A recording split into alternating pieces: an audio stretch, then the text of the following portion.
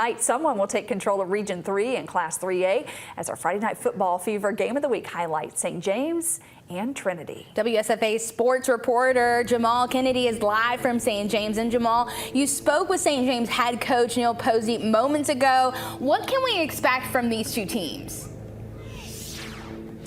Hey, Rosanna. Well, hopefully we can expect something similar to what we had last year in this game between these two teams. Combined 58 points between the two, with St. James winning that one 37-21. But I will say that both teams come in to tonight's matchup looking, like you said, to take control of Region 3. And St. James 5-2, but bouncing back after losing to Charles Henderson 2 weeks ago by defeating Alabama Christian Academy last week there over at Billy D. Hillier Stadium, where the Faulkner Eagles play football. And they've got a guy you might have heard of at quarterback, KJ Jackson. He's headed to Arkansas. He can absolutely sling it. Over 300 yards passing last week, 3 touchdowns in that win. Tabor Offord, I believe, was the recipient of at least 2 of those touchdown passes from Jackson. And of course, they can run the ball as well. They don't have to throw it all over the field, of course. They like to air raid it and raid it out and get the ball into the hands of their playmakers like Ziggy Holloway, the Georgia Southern guy.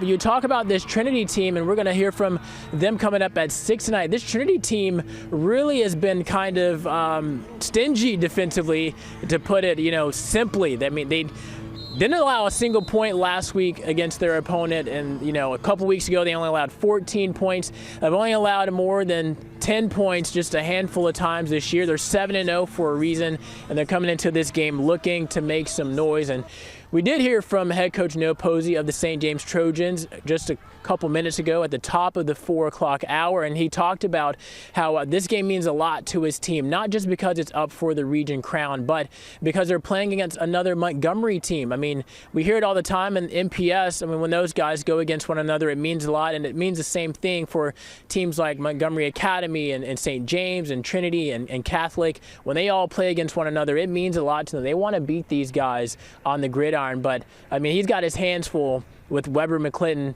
and Ross Sanders, 2 key figures on that Trinity football squad, offensively, of course, and as well as defensively.